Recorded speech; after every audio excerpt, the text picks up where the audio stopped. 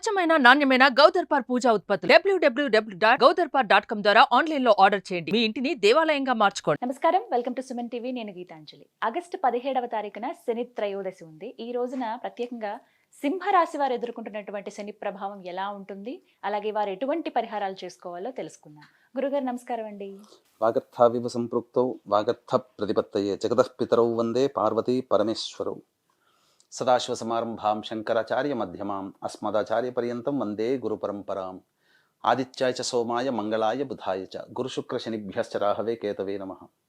శృంగేరి పీఠాధిపతులకి, కంచి పీఠాధిపతులకి నమస్కారములు తెలియజేసుకుంటూ కార్యక్రమాన్ని ప్రారంభిద్దాం. గురుగారు, ఆగస్టు 17వ తారీఖున శని త్రయోదశి ఉంది. అంటే శని వివిధ రూపాల్లో అందరి జాతకాల్లో ఏదో ఒక రకంగా ఉంటూనే ఉంటుంది. ప్రత్యేకించి సింహరాశి వారికి ఎలాంటి ప్రభావం ఉందండి ఈసారి?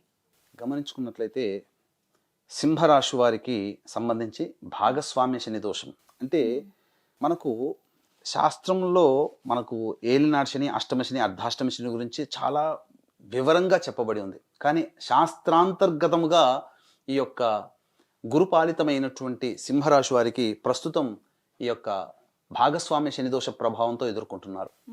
అంటే గమనించుకున్నట్లయితే గురుపాలితము, శనిపాలితం అని రాశులు ఉంటాయి. అందులో గురుపాలితము ఈ యొక్క సింహరాశి కాబట్టి రాశి నుంచి సప్తమ స్థానం ఏం చెబుతుంది? జీవితాన్ని పంచుకుంటే జీవిత భాగస్వామి, వ్యాపారాన్ని పంచుకుంటే వ్యాపార భాగస్వామి. కాబట్టి భాగస్వామ్య స్థానంలో శని సంచారం చేస్తున్నటువంటి కారణం చేత సింహరాశి వారికి ఈ యొక్క శని ప్రభావం అనేటువంటిది అధికంగా ఉంటుంది.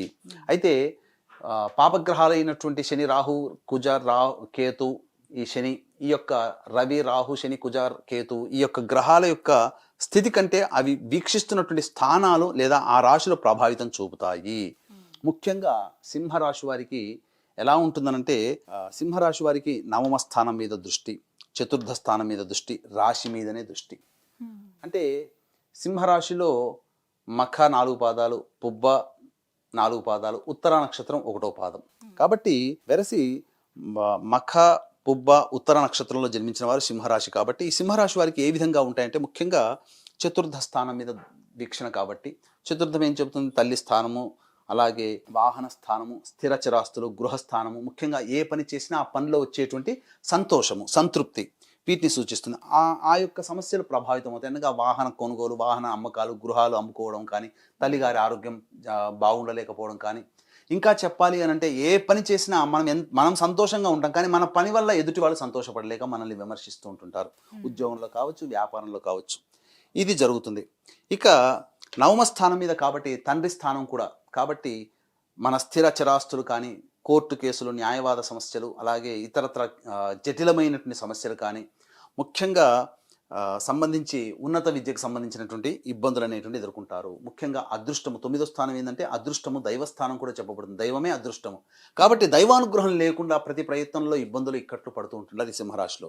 ఇక రాశి మీదనే వీక్షణ చేస్తున్నటువంటి కారణం చేత అన్ని పనులన్నీ ఆలోచనలతోనే ఆగిపోతాయి.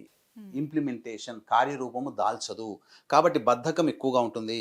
కాబట్టి ఈ యొక్క శని ప్రభావం అనేటువంటి సింహరాశి వారికి కొద్దిగా ప్రస్తుతం అని చెప్పాలంటే శని వక్రీకరించిన కారణం చేత మామూలు సమస్యల కంటే కొన్ని సమస్యలు అధికంగా ఉంటాయి. కాబట్టి దైవానుగ్రహాన్ని మానవ ప్రయత్నంతో మనం చక్కగా దైవానుగ్రహాన్ని పొందే ప్రయత్నం చేసుకున్నట్లయితే తప్పకుండా ఈ యొక్క శని ప్రభావం నుంచి ఈ సింహరాశి వారు బయటపడతారని చెప్పవచ్చమ్మా. మరి వీరు ఆ ప్రభావాలు తగ్గాలంటే ఎటువంటి పరిహారం చేసుకుంటే మంచిదండి? ఈ 17వ తారీఖున ఎలాగో శని త్రయోదశి ఉంది ఆ రోజున.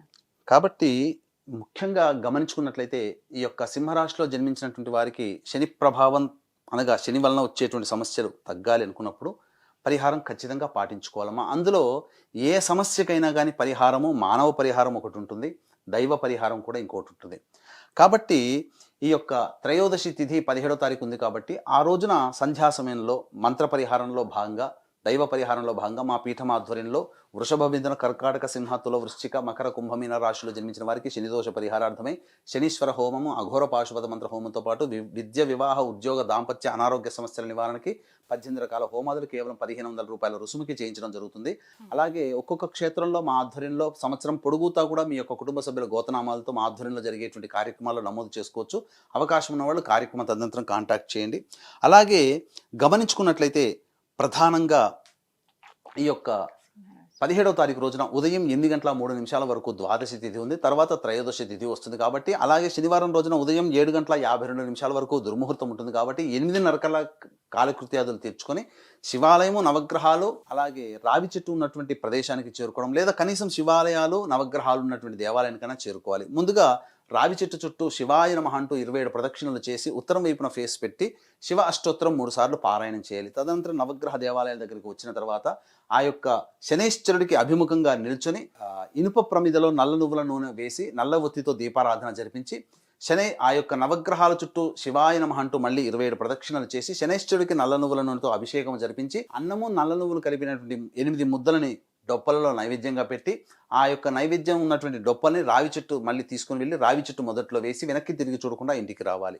ఇక మధ్యాహ్నం 1-2 మధ్య కాలంలో శనైశ్వరుని హోరం ఉంటుంది కాబట్టి దగ్గరలోని వృద్ధాలయాలకు కానీ, లేదా వికలాంగులకి కానీ, లేదా వృద్ధులకి కానీ, లేదా పారిశుద్ధ్య కార్మికులకి ముఖ్యంగా మీకు శక్తి ఉన్నటువంటి మేర బ్రెడ్ ప్యాకెట్లో లేకపోతే బిస్కెట్ ప్యాకెట్లో కనీసం టీకైనా కానీ వారికి అందించి సహాయ సహకారాలు అందించండి.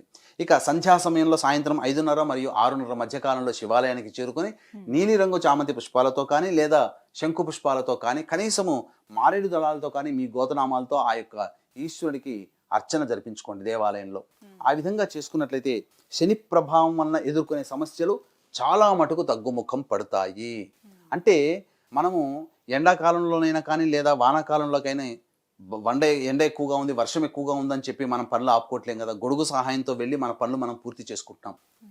అలాగే ఈ గొడుగు లాంటిదే దైవానుగ్రహం, శనైశ్వరుని యొక్క అనుగ్రహం. కాబట్టి మనకు గత జన్మలలో వచ్చినటువంటి కర్మదోషాల ప్రభావం వల్లనే ఆ యొక్క ఇబ్బందులు ఎదుర్కొంటున్నాం. కాబట్టి శనైశ్వరుని నిందించకూడదు, సమస్యలు వస్తున్నాయని భయపడకూడదు.